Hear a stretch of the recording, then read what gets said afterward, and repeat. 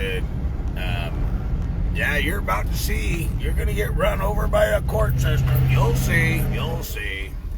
Look, I'm just going to tell everybody how it is right now. I am right where I want to be. And if I didn't want to be where I'm at, I wouldn't be where I'm at, because I have the superior intellectual knowledge to shut down almost any fucking court case absent a victim, all right? So long as there's no contract in place, all right? Contract, a little different story, but most of them can be shut down too, especially if they're unilateral contracts, because you're the only signator and the only man involved in it, which means you can shut that shit down too at any time you want. Child support, shut it down. You don't want to do it, you don't want to participate, send them a cease and desist letter. Let them know that you're done playing their fucking game and that it's not mutually beneficial for you. Because all it is a RICO racketeering scheme designed to benefit the Treasury and fuck you over. That's what it is. They're thieves. They're con artists. Malika was on in our class last night, which was a blessing. We always love having Malika with us. And her brilliant mind, she's pointing out the fact that the lawyers train the realtors, the lawyers train the cops, the lawyers train almost every risk management group. It's all lawyers. And she's 100% right. And so it's really funny because lawyers know legal procedures, but most lawyers wouldn't know how to draw up a document to save their fucking life. If it wasn't for am jurisprudence or corpus juris secundum, they'd be screwed, because they really don't know how to draw anything up from their own mind. All right, I've never ever seen a lawyer actually draw up anything of his own, ever. So for the people who go, oh my gosh, they're just gonna run you over. Look, I'm right where I want to be. I'm comfortable. Ain't shit coming out of this, ladies and gentlemen. They know it. I know it. It's just a big old fucking RICO racketeering scheme, artifice under false and misleading statements, all right? They can't prove shit. They can't even prove that I have an obligation to their phony-ass corporation, all right? Where's the evidence? Who says that I belong to their corporation? Oh, well, we're just allowed to presume and assume. Yeah, that sounds like justice. Right. And then they rely on the people's ignorance. They say, well, why didn't you submit documentation? Because they really don't have to. The man who makes the claim has the onus of probandi. What do I need discovery for? You've got all the evidence, right? I mean, I am a criminal. Isn't that correct? I mean, you did label the case as CR, which stands for criminal, right? Which means you do have a real man or woman making a claim, correct? Yeah, otherwise the matter is civil, and you better be able to produce your contract. And that contract needs to be verifiable. Well, there's some problems with a lot of the contracts that everybody purportedly enters into. Is one, they're never done before a notary. They're never verifiable. The full closure is never, ever had.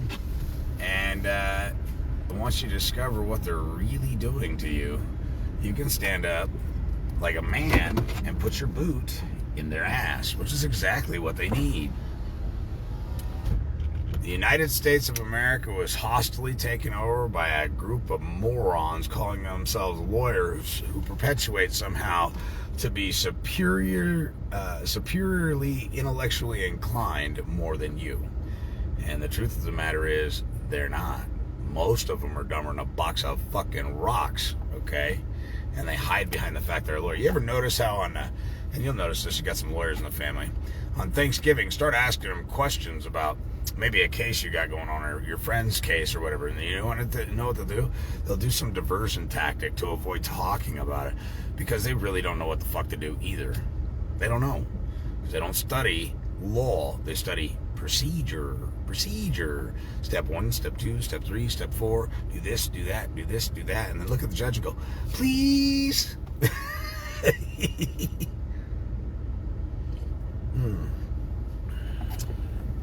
Anyway, sit back, enjoy the show. Oh, and by the way, the case has already been decided. There's already a declaratory judgment issued. You know who doesn't know that yet? Mark Kozacek and the prosecuting attorney. Why don't they know that? Because I have decided not to put that on the record just yet. Watch how quickly they shift gears and they go, oh my gosh, how did he get a declaratory judgment? One, my friends are extraordinarily learned. And two, we went above their heads.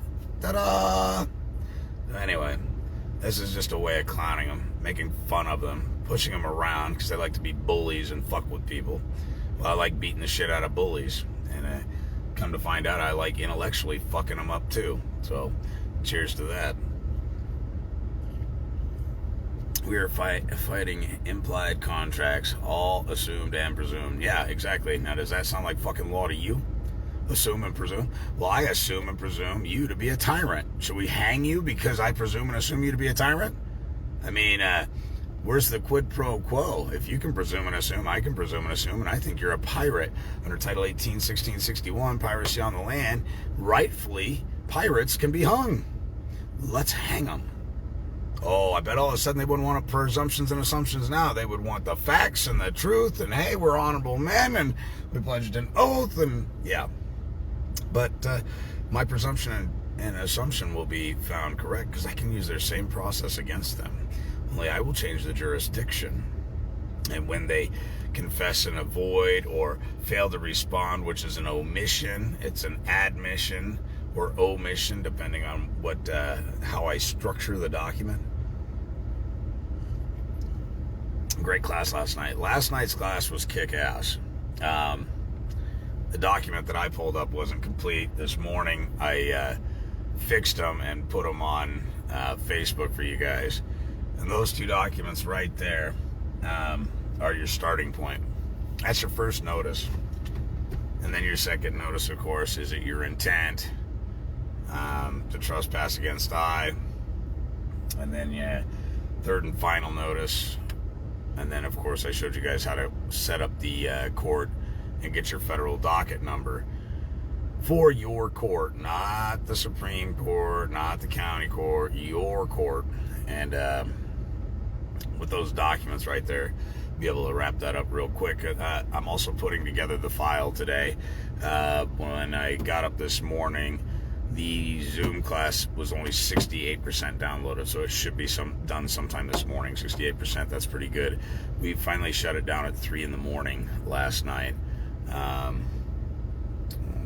I went into a little bit of scripture in closing. I think everybody else was sawing logs, but I went into a little bit of scripture and then we shut her down. So that was a wonderful class. If you want the class, you can obtain the class by making the donation, of course. The information that was brought forward to everybody last night was kick-ass. I didn't expect the class to be that powerful. There was a lot of stuff. We went into taxes, we went into W-4s, we went into how you can do things administratively without ever having to go to court. We appreciate Smoking Baby for coming on and giving that powerful PowerPoint presentation in the beginning. And then, of course, everything that you guys will be receiving in that file folder for the class is really powerful as well. And then, of course, we had our brother Mark on, we had Malik on, we had Keith. A lot of great, brilliant minds were on there last night, so a lot of fun. If you want a copy of it, it's just simply donate and you can get a copy of it. It's not a big deal, and you'll also get all the documentation that comes with it. Looking forward to taking more of your classes. Yeah, this was a spur-of-the-moment class for me. This was because somebody said, hey, this is what they're going to do to me come December 1st. They need some remedy, put something together. My classes normally have PowerPoints, some pretty lengthy PowerPoints at that, to make sure that everybody comprehends what I'm talking about. So there will be another class coming up on how to hold these people accountable. I'm actually doing it right now. We're hammering down on a clerk of the court for $75,000, and she's got till next Friday to respond. Her third and final notice is in her hands and has been delivered, and she is firmly aware that we have a docket number on this matter, and we will bring her in. We'll put the statement of facts on the record. We will list the exhibits, and then we will ask her for any lawful excuse she feels she may have at that time. And if she has one lawful excuse for being derelict in her duty, we will let it slide, and then bygones be bygones, and we'll forgive her of her trespass. But here's the problem.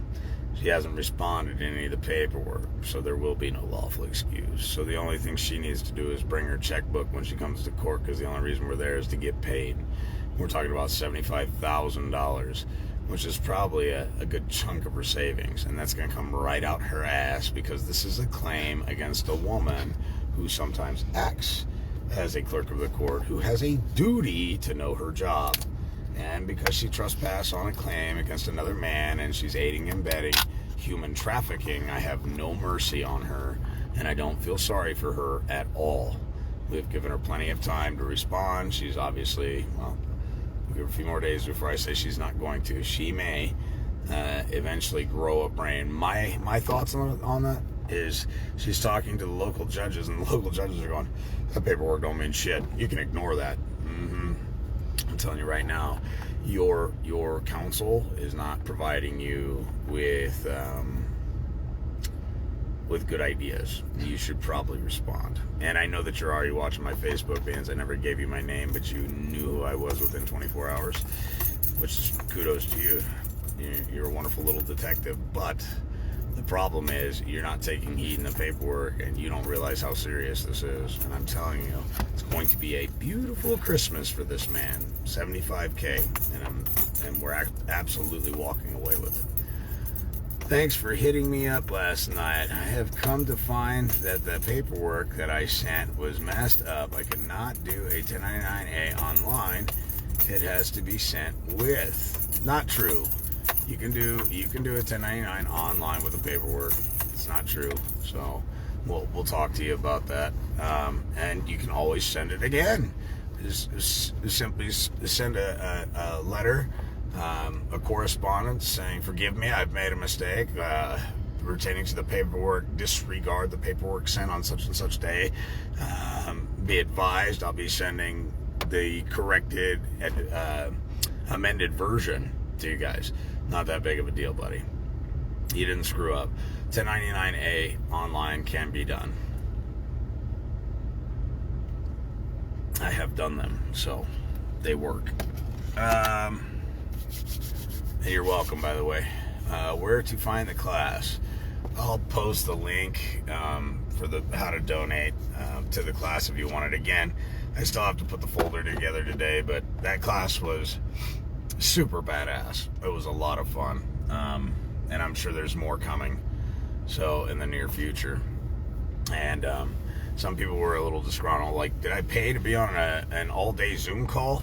No. After the class, the floor gets opened up. People just go about their day talking about their trials, tribulations, and experiences. There were a number of people on there who have spanked the court system in criminal actions and civil actions both. And it was interesting to hear how they did it, the vocabulary and vernacular that they used to do it. That was amazing to hear some of those testimonies. Yep, I agree with you, Dominique. It was great. It was a lot of fun. And for being put together in such short notice, I think it was very successful. Great to hear from you, Derek. Merry Christmas, brother. Yep. Yesterday was great. Learned a lot. Yeah, we'll be going back through those audios of the class, because there was a lot of great information in there. It was a lot of info, somewhat overwhelming, and that's exactly why you're going to have a copy of it, so you can go back through it over and over and over again until it really sinks deep in your head what was actually stated. I stated on was very informative. Yeah, absolutely. We enjoyed having you guys. So, with that said, I've got some things to take care of. A little grocery shopping. It is snowing. Bah humbug. The older I get, the less I like snow. Like, this white shit is not enjoyable for me. For some reason, Maybe it's because my place of nativity was a desert. I don't know, but this shit, bah humbug. Not liking it. Anyway, if you guys want a copy of the class, I will post the donation above. Understand this, it will not be complete until later on today. It was only 69% downloaded by the time I left this morning. Question, what's your thoughts on the do not detain list? It exists. Absolutely, it exists. There's a certain county in the United States, I'm not even allowed to walk in, they're not allowed to hold me in their jail. They're not supposed to talk to me absent an actual crime which requires a victim. They've been told to leave me the fuck alone. So the do not detain list does exist, all right? And once you start to stand up for your rights, these people will put you on that son of a bitch. It does exist. It's a fact. Because why? Because they're charged with the duty of protecting the interest of the public trust, and they don't want that trust to get hit with a claim against it. Okay? So, the do not detain list absolutely does exist. Be well. Once you start conducting yourself as a man or a woman, they will back off. It's a fact. It's a fact. They stopped pulling me over. That's right, Vaughn. Vaughn got into in cameras in chambers. Mr. Anonymous has been in camera in chambers a number of times. I've been in camera in chambers. Vaughn, I think he said that a couple days later, after going into chambers, he's doing about 70 mile an hour and a 60, and he had a state trooper run up his ass real hard, real fast, acted like he's going to hit the lights. More than likely ran his plate, and all of a sudden Vaughn says he just dropped back about a mile and a half, 2 miles behind me, and never saw him again. And, same thing with Mr. Anonymous. Mr. Anonymous has got plates that he's utilizing that are from 2013 from a half a country away from where he's located geographically now, and they're expired, and they pull up behind him, and they immediately make a left or right-hand turn. They want nothing to do with him. Nothing. So I kind of equate it to like if you watch Shark Week on the Discovery Channel and they use the electrical pulse system as sharks get close and it hits their nose and they immediately make a left or a right turn. It's the same thing. They pull up the plate in the database and it goes, oh shit, that one's a liability. That one I might lose my house, my car, my home. Yeah, he's not that important. I don't believe that he's involved in a crime, about to commit a crime, or in the process of committing a crime. I don't have any reasonable, articulable fact to stop him. And the last thing I want to do is tangle with that guy. There are plenty of guppies in the ocean to fleece. I'm not going to try and land me a big fish. It ain't going to bode well for him. Plates on my truck is 2 years expired and 4 years on my car. Yep. Vaughn just rubbing their nose in it now. Vaughn, I'm so proud of you, man. You're my MVP this month. And there's another gal, Shining Star, that just we're working on discharging over $100,000 in credit card debts. And we've got, I think she got a hold of me the other day. $16,000 was just removed from one credit card, just gone poof. Didn't like it doesn't exist anymore. Now, if you're part of the class last night, you'll understand that you can recoup that. Discharging is cool if you just want to get rid of it, whatever. But recoupment is where it's at. So you can recycle those credits on account because they're your credits on account. Question: would that apply when already a warrant in place? The warrant is a check. The warrant is a valuable banking instrument. So call and ask for a copy of the warrant, acknowledge, accept it, and get the warrant numbers off of it, and put it on a 1099-A and do an acquisition on it.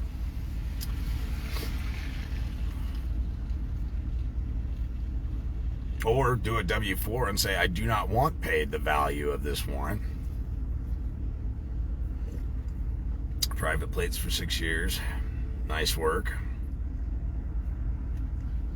The biggest thing is getting rid of the fear. And then once you understand how you can hold these people accountable, shit, all I do is travel around going, I wish somebody would. I wish somebody would. Come on, Cupcake. Turn on them blueberries and cherries and explain to me what emergency you need assistance with. Recoup as tax credits, correct. How do you force them to give you a copy of the warrant? Oh, you don't have to force them. You just call them up, tell them you want a copy of the warrant. They're actually supposed to provide you the original with a wet ink signature and an upraised seal, and there's actually supposed to be a hazard bond attached to it, along with an affidavit that is verifiable, not validated. Validated and verifiable are two different fucking things. A verifiable affidavit in tow with it. And they're supposed to give that to you. It's supposed to go into escrow. Okay, in case the man or woman making the claim against you really doesn't have a valid claim. Now you can liquidate that bond. What if they ignore the request? Fuck it, just put a bullet in their head, Joshua. You won't have to worry about it no more. No, I'm just joking. If they ignore the request, put them on notice. Put them on notice. Hey, you guys are trespassing against my unalienable rights. You don't have a true and correct warrant because of that. This is oppression under color of authority, under color of law, and I'll absolutely nail your nuts to the wall on it. I suggest you go back to your leader and say, the guy's just a little too knowledgeable, Judge. He requires that we have true and correct documents with upraised seal, wet ink signature on the documents, or he told us to blow it out our ass. Pretty simple. Pretty simple. They'll always test the grain. They'll always test you. I've seen people through their doors tell the agents and agency to go the fuck away, and they're like, we got a warrant, we'll kick in the door. You should kick in the door if you think you can, but if you don't really have a fucking warrant in your hand, you just became liable. You might want to go check with your boss to make sure that all your fucking chickens and ducks are in a row. And then turn around and walk away. We're not going to enforce the warrant. You're lucky today. We're not going to enforce this. No, it's not that he's lucky. It's that he's knowledgeable and he knows that you don't have a fucking warrant. The DA stops liens from taking any effect. Well, first of all, the DA can't stop a lien. The only thing he can do is respond to your inquiries or your statements of facts. And if he doesn't do that, the lien does take effect. The DA can't stop a fucking lien. UCC1, lady and gentlemen, is not a fucking lien. It's a notice of intent to lien. People in the fucking SPC program piss me off because many of them think that a UCC1, I got a lien. No, you do not have a fucking lien. A lien means that notice and intent has been given, or notice due process of law has been given, that a true bill due and owing has been drawn up, that they have failed to pay the true bill due and owing, and now it becomes a trespass by way of debt, and now you're liening their property and their assets, and you're assigning them the true bill due and owing. You're the assigner, they are the assignee. They have a responsibility to you, and because they are derelict in their duty, you're liening up their property. Now you have a securitized lien. You have to have the paperwork in place to back it up. Just simply putting a UCC1 on record doesn't do shit. It's not a lien. It's a notice of intent to lien. Oh, gurus piss me off. Make me so mad. David Ward had a perfected lien against the Queen of England. He's now dead, unfortunately. But he had a perfected, securitized lien. I had a Federal Reserve banker. He worked for, in Missouri? There's a Federal Reserve Bank there. Anyway, I showed him that, and he called me up immediately. He goes, do you realize what you just sent to me? And I go, yeah, it's a securitized lien. He goes, has he monetized this yet? I go, well, securitized means it's monetized. Has he drawn from it? No, not yet, no. Huh. And then all of a sudden, crickets. The guy didn't want to talk to me anymore. That's the power of a securitized fucking lien. You have bigwig bankers calling you up going, you realize what you got in your hands? Has he drawn from it? No. It's perfected, that's right. It's a perfected securitized lien.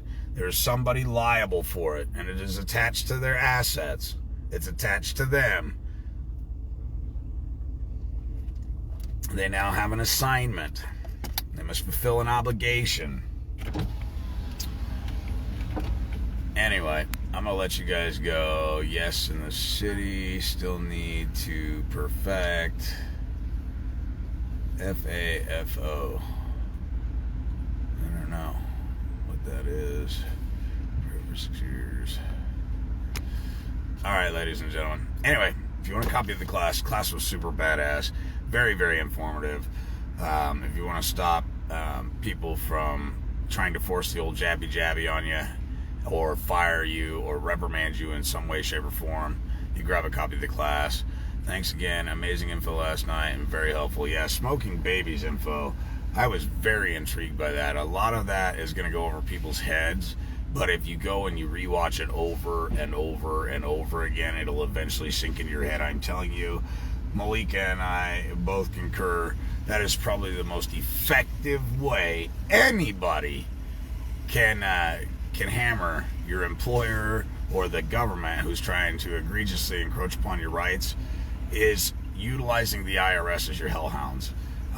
That was amazing information, and I really appreciated it. And the way that it was articulated was brilliant. Great job again yesterday, Derek. Thanks so much. No worries. Smoking Baby was unbelievable. Yes, it was kick-ass. And I think everybody's got a newfound respect for the Internal Revenue Service. Don't we all wish to be in voluntary compliance with the Internal Revenue Service, Judge? Whose name goes on the top of the 8300? I just got one question. Whose name needs to be at the top of the 8300? Crickets. Crickets in the courtroom. Judge looking over there at the prosecutor like, ain't gonna be my name, Junior. You better put somebody's name there, but it ain't gonna be mine. It was so good. So anyway, if you want to copy the class, I'll post up above how you can ascertain it. Remember that it will be later today that it's finally available, and first come, first serve, which means I have to take care of the people who supported the class first and foremost, and then as everything else filters in, I will do the same for you guys, and first come, first serve. So give me till this afternoon at some point. I'll come back on, let you guys all know when I'm done. Any other questions? So it was so good. Yes. All right, cool. Great class. Thanks again. Yep, you bet. The next class will be how to hold public officials accountable. That will be in-depth, in detail, from point A to point B in a PowerPoint. This one was for beat vaccines.